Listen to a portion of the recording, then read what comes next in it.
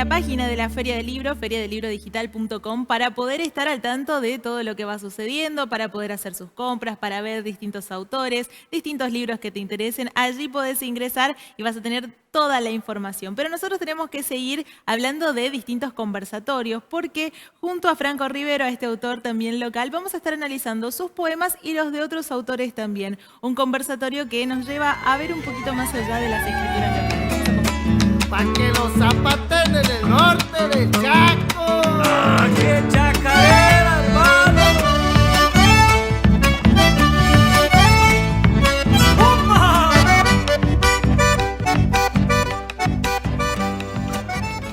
Bueno, buenas tardes. Buenas tardes. Buenas tardes. Antes de empezar el conversatorio, quisiera agradecer a la Feria del Libro Federal de Edición Juan José Castelli y a toda la gente que ha hecho posible que estemos conversando con Franco hoy, acá a la mañana. ¿Cómo estás, Franco? Todo bien, Ima, ¿vos cómo estás? Pero bien, bien. Voy a empezar a presentar más o menos la estructura que yo tengo ganas de que tenga el conversatorio. Yo lo dividí en dos partes. La primera va a tener que ver con hacer una especie de recorrido por tus 3 libros publicados por Editorial de Acá. Yo voy a compartir una hipótesis que tengo sobre esos 3 libros y la vamos a ir conversando, porque es un conversatorio, no una entrevista, así que no se va a reducir todo a hacerte preguntas. Y la segunda parte sí va a ser un poco más interactiva y dinámica y tiene que ver con que vos escuches ciertos testimonios de algunos poetas y me des tu opinión sobre esos diferentes testimonios. Así que vamos a dividirlo así al conversatorio. Bueno, la hipótesis que yo tenía, se la comparto a vos y se la comparto a toda la gente de Juan José Castelli. Traigo una hipótesis también porque es una forma de traer algo que capaz no se ha dicho sobre tu obra y traer algo como inédito sobre tus libros y compartir así algo completamente nuevo con la gente que nos escucha. La hipótesis es esta. Tus 3 libros, Vos ahora vos, Usted no viaja asegurado y disminuye la velocidad, son para mí una trilogía que comienza en el primer libro y termina en el último, lo cual nos deja a la espera de que tus próximos libros inauguren una nueva etapa en tu obra. Esa es mi hipótesis. Eso se relaciona a hablar de los viajes, de la dupla viaje-hogar en tus 3 libros. De eso vamos a charlar un poquito. Espero que se haya entendido. Para poder como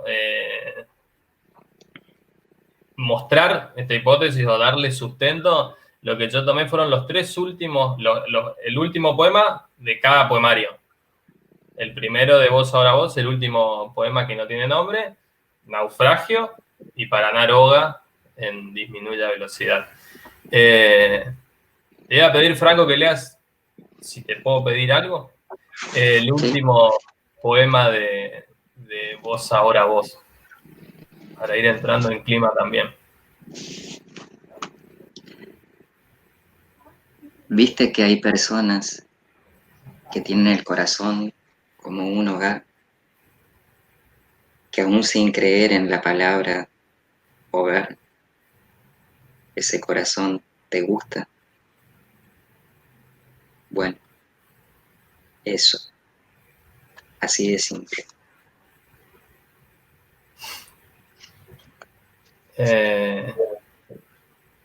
Yo lo que señalo ahí es que hogar en ese momento de tu obra es un corazón. Hay una relación, me parece a mí, vos corregime cualquier cosa o conversamos y meté la cuchara donde quieras, que todo el libro Vos ahora vos es una relación de yo-tú. Como que no hay otros personajes o otras voces o la relación entre las voces no se expande a otra que no sea un yo y un tú. Y es un libro como de, aunque es un libro de desamor, el último poema tiene como una especie de manto de esperanza en el fondo, en esta hipótesis del hogar corazón. ¿O qué nos puede decir? Eso te preguntaría, ¿qué nos puede decir sobre esto de un corazón como un hogar? Estoy descubriendo con vos, para empezar, no lo había visto así. Sí es cierto esto del tú a lo largo del libro y al finalizar es como cortar con eso y en lugar de buscar hogar afuera, buscar hogar adentro. Eso uno. Hay otra cosa sobre este poema eh, y sobre la trilogía. En un principio, los 3 títulos eran parte del mismo archivo de Word. Eso. Eh, Después fui separando, pero inicialmente no vi que eran 3 proyectos separados. Y este poema en particular era parte de un texto mucho más grande y que se lo había en verdad escrito a Ledo Luis Meloni. El, y después fue mutando, mutando. Incluso hay alguna versión del poema que circuló con esa dedicatoria, pero tenía más cosas delante, más cosas detrás. Y después vi que si bien había sido un homenaje, era un texto que en verdad hablaba más de mí. Entonces fui sacando y quedó esto. Pero nace de ese contacto, de verlo a él y como el deseo de querer ser más o menos así, porque era una de esas personas que te daban ganas de quedarte ahí conversando o estando ahí nomás. Y después, mucho después, empecé a tener ganas de estar así conmigo también, que era como una relación bastante difícil. Así que va por ese lado. Y ahora que vos lo decís, hogar sí es una palabra que se repite en los últimos textos. Bien. Después, el otro último orejón del tarro que viene es naufragio. Usted no viaja asegurado. Que lo que yo pensaba es que si había como una especie de hogar corazón en el primer poemario, en el segundo hay un naufragio, y un naufragio siempre se produce cuando un viaje tiene una complicación. Digo, hay una especie de tragedia en un viaje, porque no se puede sino pensar un naufragio sin un viaje. Digo, es imposible que alguien naufrague si no ha iniciado como un viaje, digamos. Entonces, como la segunda ficha de este rompecabezas tenía que ver con que ese hogar corazón se rompe, o hay una especie de movimiento, o una especie de viaje que se emprende, que por lo menos hasta la mitad de esta trilogía es como esto, una tragedia. El libro, Usted no viaja asegurado, es más trágico, me parece a mí, o más terrible en ciertos puntos que Vos Sabrá Vos. Y para mí la relación yo-tú se borra y empieza a aparecer un montón de otros. Empieza como a haber una relación yo-otros. Digo, hay un montón de epígrafes. Está el epígrafe de Hertel, está el de Gauferro. Hay poemas que son voces ajenas completamente, como Viernes Santo Correntino. Hay como una especie de desperdigación de voces. Así que, si querés, Franco, y querés leer Naufragio, con el epígrafe también de Homero, vamos abriendo un poco el panorama para ese segundo poemario. Lo del viaje, me quedé posta, incluso ahí en Vos Ahora Vos, un poema que se llama Terminal, y el viaje ahí está mediado a compartirlo con un otro. Esto de que buscamos un amor, pero en verdad para tener con quién partir. Esa era toda la... Sí. Bueno, voy a Naufragio. No suelo leer este texto porque es larguísimo, pero está bueno leerlo.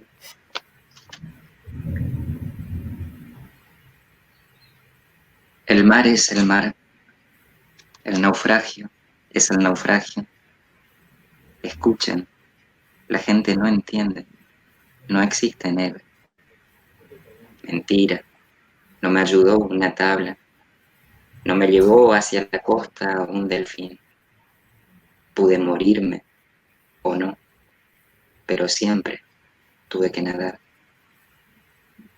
Mentira, no pasé por distintas islas, no por naufragar te esperan grandes proezas.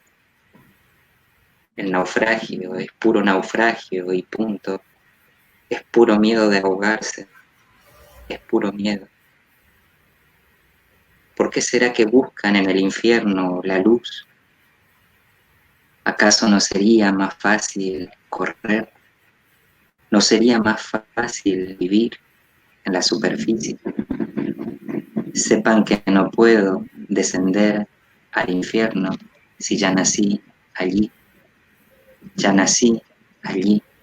Y andás a ver si me enteré que existe un afuera, un más allá de las curiosas convertidas en rocas, otro lado del castigo, algo más que brasas, que hombres sufriendo hambre y sed eternamente por robar ambrosía, por seguir a su amante, por dejar que el corazón sea la medida del mundo. Sepan que aquel sacó de allí el fuego, aunque conocía el hambre de ese cuervo que apetecía su hígado. Y sepan también que es el cuervo quien come antes de que él pudiese o ser su alimento o forjarse una espada. Para no ser supersticioso tengo un gato negro, pero la verdad es que a veces me gustaría usar como respuesta a la mala suerte. Los miedos tienen el tamaño de los cíclopes. Es ahí cuando me siento solo un nombre. Y si el miedo es el mar, tiene el tamaño del mar. Es ahí que me siento solo un hombre. Sé que la vida es el mar y no reconoce tipos de embarcación. Mi vida es mi barca, siento de qué estoy hecho al naufragar. Esta isla me sirve de isla mientras no pienso que se hace agua por todas partes. Sé que si no espero el abrazo, no me siento desprotegido. Sé que si naufrago, me recomiendo que lo asuma, sin preguntar por qué. El mar es el mar y hace cosas de mar. Caminar sobre las aguas es el mito inevitable. La vida es el mar que me obliga cada tanto a hacerlo, para que pruebe el lugar y ejercite el miedo. Si me hundo, me recomiendo que lo asuma. No me demoro en preguntar el por qué. Doy las brazadas, nado de perrito, hago lo que puedo el tiempo que soporto, por si nadie me espera, por si no recupero mi barca. No habrá brujas ni hechizos que me salven de esta tierra, de este mar, de sus naufragios, de este ser no hombre, ni tampoco habrán dioses piadosos que me den la forma más oportuna para burlar mi muerte. Sé que el naufragio es el sueño con que Ulises se salvó de ser solo Ulises. Sé que yo también me soñé más de alguna vez como héroe, porque fui gente y la gente no entiende. Necesita héroes, no ni tristes, ni hombres comunes, corrientes.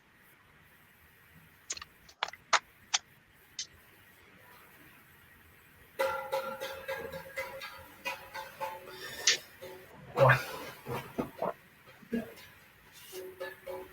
Ese poema, además de tener, y ahí venía una pregunta, además de esto, digo, de tener su característica que estamos siguiendo ahora de viaje o de viaje trágico, es tu poema más libresco o tu poema más erudito en relación a la cultura del libro o a la tradición del libro en Occidente, porque el poema comienza ya como un epígrafe de Homero y en tu obra no hay otro poema como este donde haya una especie de, no sé si se subvierte o se transforma, un eco ahí, se subvierte o se transforma esta tradición griega. Entonces la pregunta era, para vos el poema niega esa tradición, la abandona, o qué relación tenés con la tradición libresca occidental. Y la primera fue una relación obligada, que es la por haber estudiado letras. Entonces, esta idea de fondo de que uno siempre quiere escribir un texto que se convierta en un clásico, pero los clásicos son estos, los que puso el canon, eso por un lado. Y por otro lado, había algo en especial en la Odisea, que es al libro puntual al que hago referencia, que fue, creo que mi primer contacto literario en el que yo sentí que me estaban chamullando. Me están mintiendo, es una cosa así. Por suerte está la tragedia, digamos. Pero era eso, ¿no? Le pudo haber salido mal porque alguien le va a esperar tanto tiempo, porque siempre alguien le va a salvar, porque va a llegar efectivamente a Ítaca, y cuando llega a Ítaca va a estar el reconocimiento público, o sea, porque todo vuelve a un estado previo, se consagra y es todavía mejor. O sea, no es la historia de las transformaciones que yo conozco.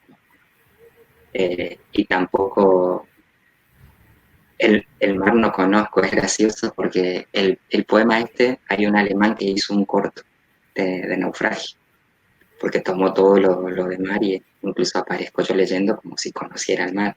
No conozco el mar, pero sí casi me ahogué unas 4 o 5 veces.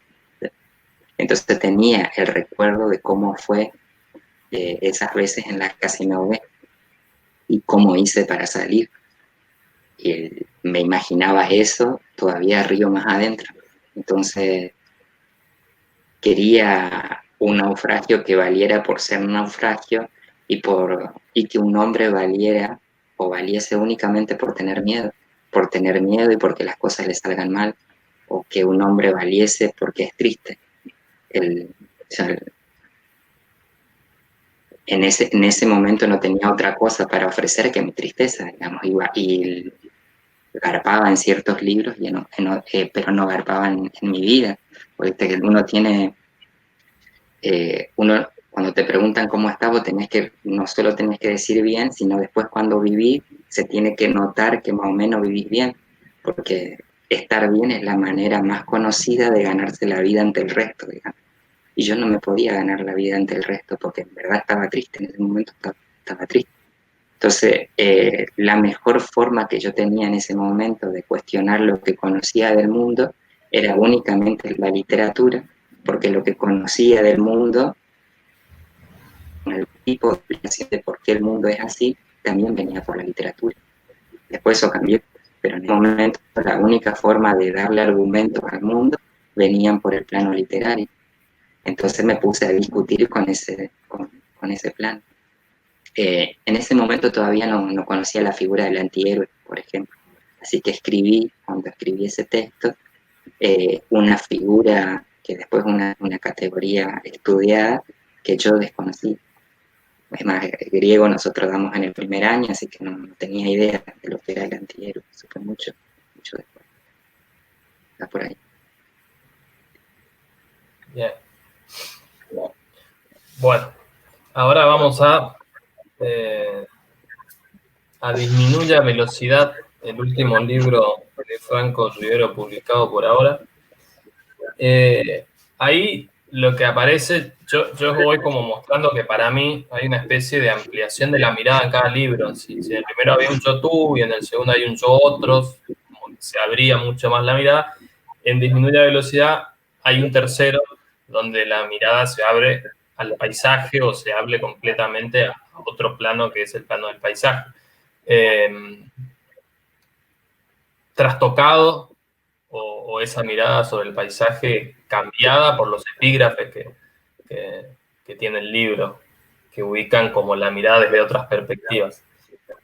Pero ahí el último poema, que antes de llegar al último poema, que es para Naroga, de Disminuye la velocidad, te iba a pedir que leas otros dos, porque yo creo que ahí finaliza realmente una trilogía y esperamos, todos tus fanáticos, las nuevas entregas de la obra de Franco. Te iba a pedir que leas La nostalgia es un aire gris.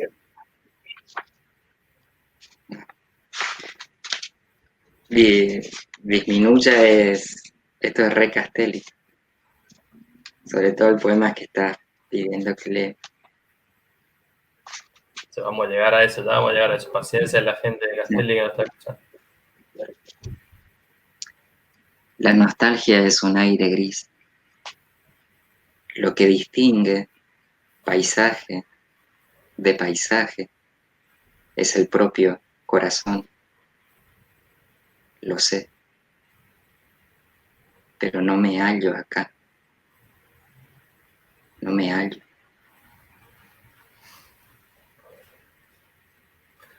Bueno. La hipótesis que yo tengo en relación a ese texto la construí colectivamente, lo voy a decir porque ninguna idea por ahí viene sola, en un taller en una biblioteca popular en Curuzú-Cuatiá, la biblioteca Cuatiá-Arendá. Hice un taller y trabajamos tu obra y pudimos construir ahí entre mucha gente la hipótesis de que ese texto abre a una concepción del paisaje que lo pone en una relación jerárquica con el yo mucho más potente. Es decir, lo que nosotros pensábamos en ese texto es si está claro, por ejemplo, actualmente que lo que distingue paisaje de paisaje, o lo que distingue un lugar de otro, o esta frase que dice lo importante es que vos estés bien, no importa dónde, lo importante es lo de adentro. Hay un montón como de pensamientos que van por ese lado, y vos no desconocés esos pensamientos porque lo ponés en ese poema así como racionalmente, yo sé que esto es así, pero hay algo más, pero no me hallo acá, no me hallo, y ese pero abre a una cuestión donde el paisaje cobra más peso que el corazón. Y yo creo que este poema también le contesta al último poema de Vos ahora vos, porque le dice a ese corazón hogar, hay algo más que un corazón hogar, y es, como vamos a ver después, el río, por ejemplo, o otro peso que tiene el paisaje. Si querés contestar algo sobre eso o acotar, podés decirlo, y si no, vamos al próximo poema que te iba a pedir que leas. Y podría, de hecho me quedé pensando, ya amigo, Fabián Jausá, mi amigo, cuando vivía ahí en Castelli me cargaba y decía que yo tendría, cuando me escuchaba hablar, que yo tendría que ser el secretario de turismo de Castelli. Era muy, muy ácido. Y ahí me daba cuenta yo de qué cosas me escuchaba decir.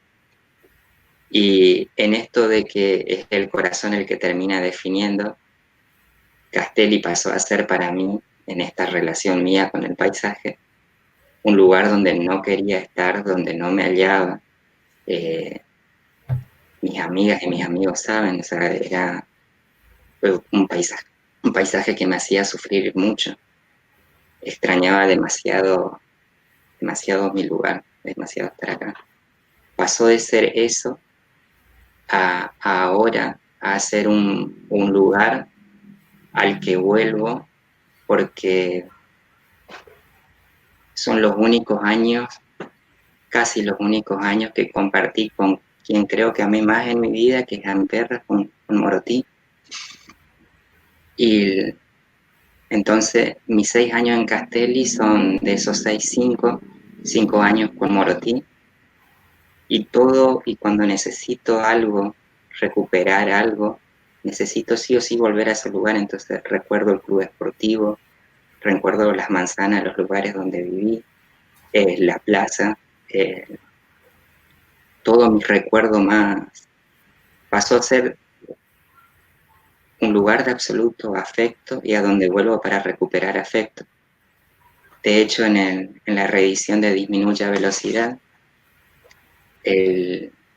aparece en contratapa un poema que inédito que escribo después de que fallece Morotí, y es de cómo yo me fui preparando con ella para volver al río, que algo de lo que hacía era poner sonidos de lluvia o sonidos de río en YouTube, y nos acostábamos en el piso porque hacía mucho calor, y les enseñaba a escuchar el río. Y cuando escribí ese texto, me di cuenta de cuánto uno necesita un lugar para que el afecto articule. Entonces Castelli es ahora el lugar donde yo articulé este amor. Y también fue la forma en la que me pude relacionar con alguien. De hecho, acepto a mi expareja como mi pareja, porque la primera vez que me visita ahí en Castelli, cuando vamos a dormir en el mismo momento, pero yo siempre dormí con mi perra. Cuando va a dormir conmigo, yo siento que extiende el brazo para que en el mismo brazo quedemos dentro mi perra y yo, Morotillo. Entonces el corazón articula en el lugar y depende de lo que articule el hallarse o el no hallarse. Ahora Castelli es no solo un lugar en el que me hallo cuando recuerdo, sino un lugar al que busco para recuperar ese afecto. Tengo el paisaje que quería, pero no tengo más a mi perro.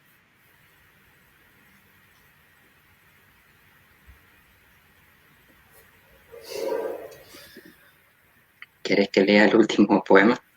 Agendú. Vamos a leer Agendú y después leemos Paranaroba.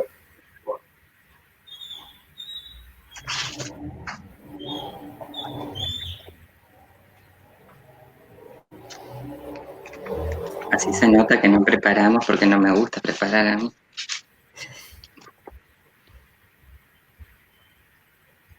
Acá se cruza la ruta de Río Bermejito a Miraflores, con un acceso a Castelli. No hay construcciones todavía y hay un gauchito. Tiene cruz, cintas y banderas rojas, velas que a veces le prenden. Llego corriendo siempre de madrugada. Me acuesto en la ruta a escuchar porque ver se ve poco. Un polvo denso suele ocultar las nubes y el cielo. No creo, pero rezo, en silencio, pido volver. Hoy escucho este viento y oigo al que extraño. Reconozco un swingá, malagüero, los 7 chistidos que lanzo, esos que me hacía contar la abuela jugando a la leyenda y al miedo. Por superstición pienso en la muerte y me rescata oír perros, un ramaje, el movimiento y de nuevo el swingá. Si canta así, se van a morir esos perros. Oigo un frenar, llega de otra ruta, es el fuelle de un camión que suelta el aire, corta de a poco el viento y es como una voz salida del diafragma del mundo. Según se oiga, cualquier ruido se transforma en música. Yo puedo estar si la música es posible. A 3 hileras, mis recuerdos abren ahora el chamamé que me falta. No sé por qué, pero el viento que en tus rodillas hablaba me juega de vez en cuando como una mala pasada. Y al oírlo, casi que me hallo, esta tierra ya no es otra.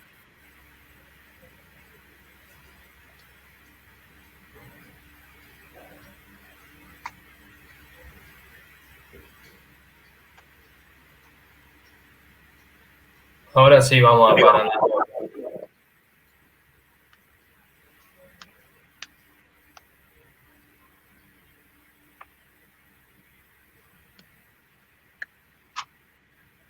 Esta mañana veo amanecer como no se ve hasta que se vuelve. Valle extraño, llamando ajá, y es porque regreso. Me tira mi lugar, sé que nunca más voy a irme. Me hallo, es decir, estoy donde siento, soy donde estoy. Hay un horizonte ahora, hecho de una herida cerrada, y da la altura de mis ojos. Hay el cielo, hay el río que siempre tuve adentro, pero está ahí, afuera, me mira, dice mi nombre. Y hay un animal que respira, es mi corazón, me acompaña.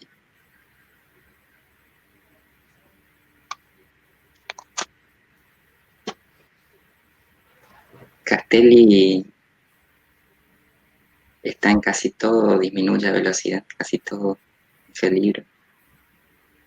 Y es el paisaje en tensión, no solo por lugar, sino como categoría de pensamiento. Es un eje de transformación, o sea, de todo sentido. Y es un eje al punto que no solo quedó en este libro, que pone en tensión Castelli con esta parte del litoral, un poco de Loreto, un poco de Ituzaingó, sino que en todo lo que vuelvo a hacer, que ya es como el río, el eje, siempre aparece. Siempre aparece, siempre vuelvo a nombrar, de hecho vuelvo a comparar el sonido de una especie acá y la misma especie con el mismo sonido allá. Cosas así cuando comparo chicharras, por ejemplo. La forma de la tierra, con la arena de acá, o sea, siempre está ahí como eje de intención, como que todavía me sirve para articular.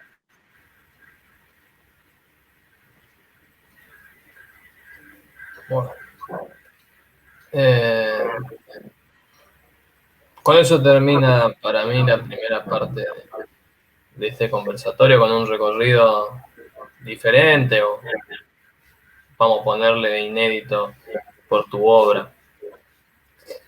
No sé cuánto tiempo tenemos, pero me gustaría a mí hacer este segundo casi juego, diría, porque por ahí la gente que estamos con la literatura creen que somos eruditos y que no nos aburrimos, pero por ahí nos aburrimos también, entonces hay que darle una vuelta para tratar de darle un poco de frescura al asunto. ¿Querés que empecemos? Esto va a consistir en que yo te voy a leer pequeños fragmentos de lo que dice un poeta al azar, que no te voy a decir quién es para que no tenga un prejuicio antes de lo que diga, y vos me decís cuál es tu pensamiento en relación a eso, lo que sentís en relación a eso. ¿Vamos? ¿Sí? Bueno. Ahí Katia, muy cuidada, nos dice que el tiempo que tenemos y que podemos seguir. Primer fragmento. La poesía no es literatura. Si tuviéramos que buscarle afinidades, estaría más cerca de la música, de la nieve, del sonido del viento entre las hojas, de la luz. Eso es chamullo. La literatura no es literatura, o sea, para solucionar el conflicto. No, eso es para idealizar. Esto es oficio, se puede trabajar en lenguaje de la misma forma que un albañil trabaja con sus materiales. No hay diferencia. ¿Sabes lo que hay? Un deseo de que lo humano tenga cosas extraordinarias, y no tenemos cosas extraordinarias. Hay muchas especies con mejor instinto que nosotros no tenemos nada de eso, y entonces en la boludez que hacemos, porque en la palabra no se juega tanto, es palabra nomás, pero le ponemos a ese nivel, ¿viste? Son las poesías, y bueno, por eso tengo tantos amigos idealizando la poesía conmigo. Bien. Ese fragmento es de una poeta, le mandamos un abrazo grande, Marisa Negri, del Delta de Tigre. Vamos con otra. A veces me lleva meses lograr una forma definitiva. Mi tendencia es a tachar. Cuando noto que el poema está opaco, lo condenso, lo aprieto lo más posible porque me molesta la cháchara. Y le tengo mucho temor a la poesía de los sentimientos, de expresión del yo, de los amores contrariados o no. Es peligrosísima. Casi siempre sale mal.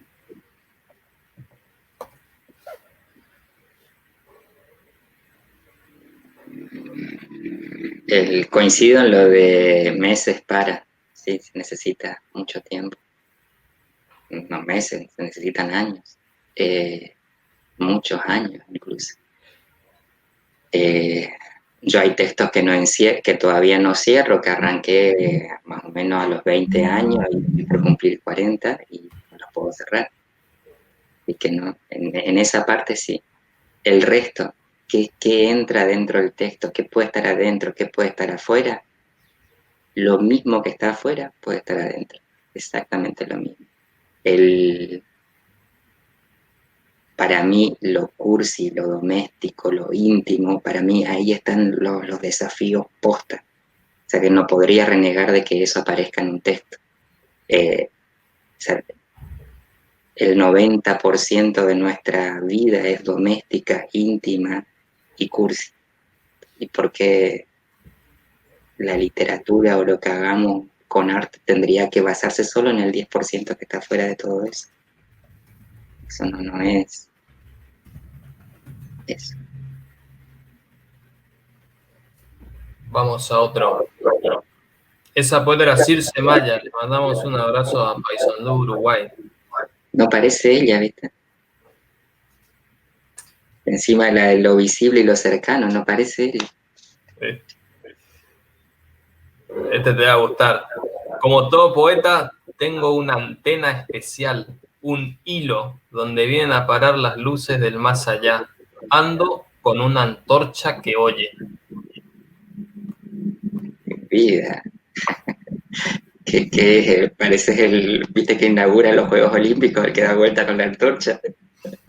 Por empezar, que los poetas no somos así de atléticos, ¿no? Es decir, es raro que coincida estado físico con poeta o con alguien que escribe. No. Les mandamos un abrazo a Marosa Di Giorgio de Uruguay. Vamos con otro. Pero la poesía y todo el arte no es siempre una reinvención, no es una copia del mundo, porque es inapresable el mundo. Yo lo veo y lo transformo en escritura y pongo cosas de mí. Eso queda como transmutado. Es como, no sé, sobrevalorar la representación y qué es el mundo, digamos. Es representación y es la misma la de los textos, todo representación.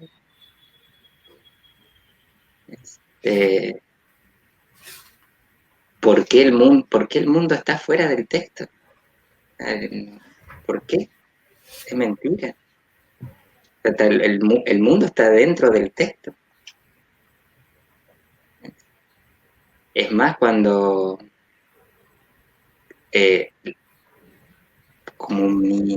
mi eje para darme cuenta de eso es de toda la forma de vincularte con el mundo están escritas y están escritas aunque vos no las hayas leído. O sea, cuando amás en relación a un texto. Cuando se te muere alguien, la forma en que sufrís esa muerte, hay un momento que es una relación construida únicamente con texto. Si algo es inapresable, te quedas callado. No es que haces un poema. Te cierra la boca. Te quedas sin qué decir. Ahí sí hay una experiencia posta con el mundo. Pero si tenés algo que decir, no hay experiencia con el mundo, sino con una representación del mundo. ¿A quién abrazamos ahora? Otro abrazo amoroso. Me van a terminar quemando. Vamos con otra. Puede que los poemas surjan en momentos de profundo orden, cuando has hecho durante el día todo lo que debías hacer. La casa está en orden, el mundo en calma. Está tranquilo, sin dejar de pensar que puede ser la última noche. Vos estás disfrutando de esto, ¿no? Totalmente. Ay, la idealización. Por empezar, el poema no está. O sea, no está, no es. No puedo decir esto es un poema como digo esto es una mesa. O acá acontece el poema. O sea, no puedo hacer eso.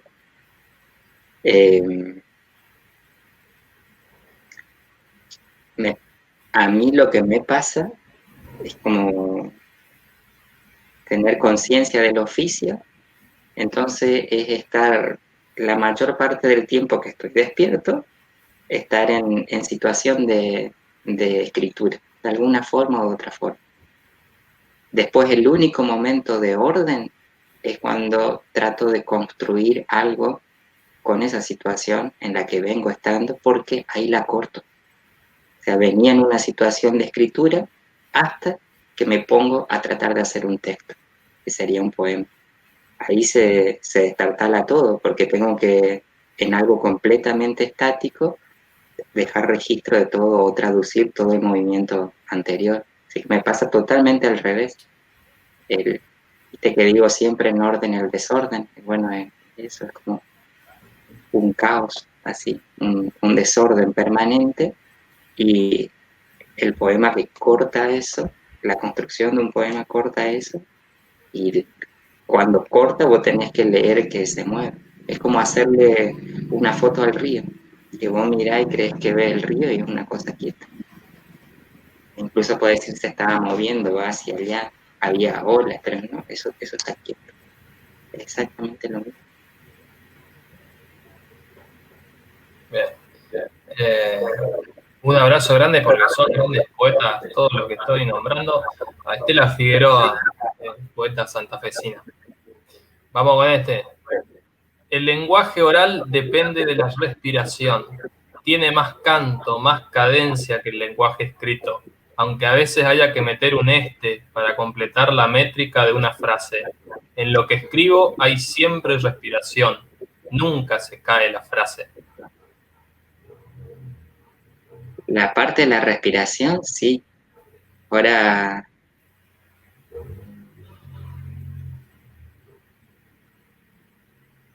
no me pondría a comparar. No me pondría a comparar. O sea, para mí,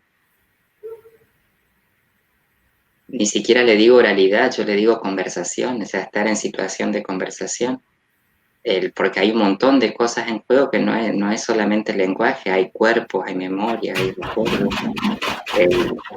Para mí va solamente por ahí. Gracias a que se conversaba, recuperamos todo el romancero, un montón de literatura. Gracias a que conversaban, se recuperó Homero. Para mí va por ahí. No sé si uno recuerda por respiración, o por ahí sí, Capaz que decir respiración tiene que ver con que es fácil, que en la conversación hay como cierta facilidad. Viste que vos no pensás que estás respirando y respiras. Lo mismo pasa cuando conversás, no pensás mucho el lenguaje, estás conversando.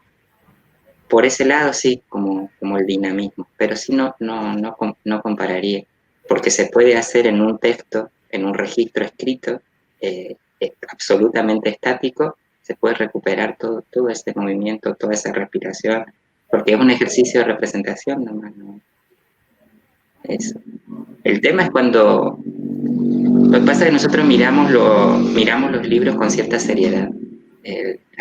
Los libros son algo serio.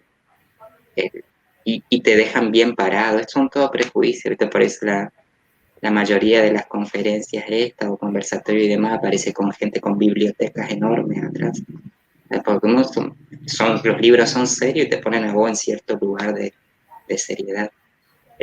Yo busco que si a mí me va a poner algo serio, sea mi trabajo con la conversación. Pondría gente conversando, ¿verdad? De hecho, me gusta. Bueno, vamos con el último. Este es el mismo que dice esto. ¿De dónde puedo agarrarme? De los cuentos y de los paisajes de mi país. Escribo para tener de dónde agarrarme, si no me disipo. Escribo para poder vivir, no para perderme.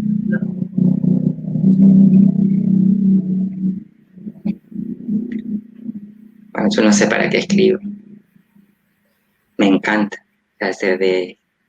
Me encanta escribir de la misma forma que me encanta cocinar. Va por ese lado. Son como hábitos que me gustan porque me ayudan a estar. Son los momentos en los que mejor estoy. Pero perderme no me importa. De hecho, no creo recuperarme en un texto. No soy nada de lo que queda ahí. Ni siquiera sé lo que soy. Es como, no idealizo para nada la escritura. Escribo para tener de dónde agarrarme. Ese es el problema, suena muy bien. Todo lo que suena muy bien es tramposo. Es que tener cuidado de lo que suena muy bien. Te quiero, suena hermosísimo. Por eso estamos todas.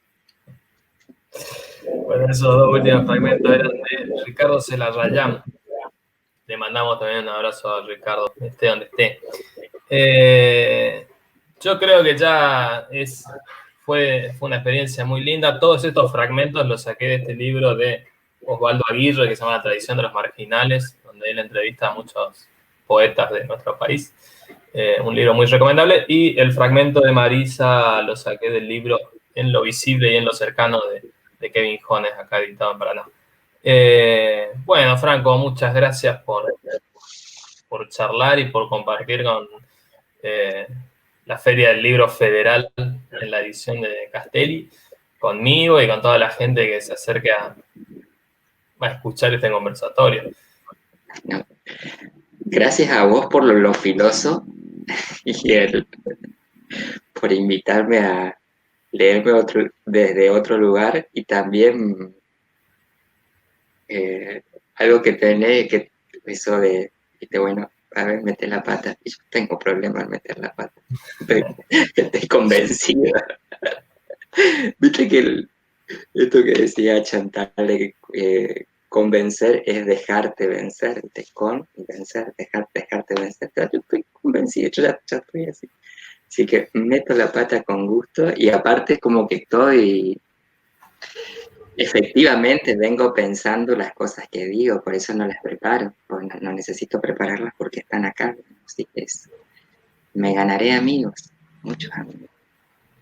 Sí, también digo, esta cuestión de trabajo, también disentir con Celarrayán o con Maroso y Dichoso no quita que los querramos un montón y que son grandes poetas, digo, son fragmentos de entrevista y no una obra entera ni una persona en general.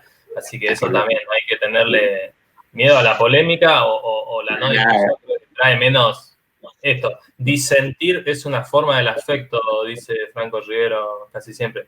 Así que pienso que en eso tenía que ver con eso, poder decir, bueno, estamos de acuerdo, en nada, digo, en 3 líneas. Nadie piensa que Celarrayán o Estela Figueroa son 3 líneas, digo. Así que bueno, no sé cómo se cierra Y esto. también agradezco mucho a las ferias federales del libro, la edición digital de ahí del Chaco, la segunda vez que estoy en una, y bueno, saludo a la gente de Castelli. Voy a hacer la gran radio, voy a mandar saludos a mis alumnos y a mis alumnas, a mis compañeros de trabajo y compañeras de trabajo, y a mis amigos y a mis amigas que me quedaron ahí y que están muy cercanos y cercanas siempre. Muchas gracias. Bien, y gracias a Katy, al equipo técnico, dándole la guardia en esta conversación.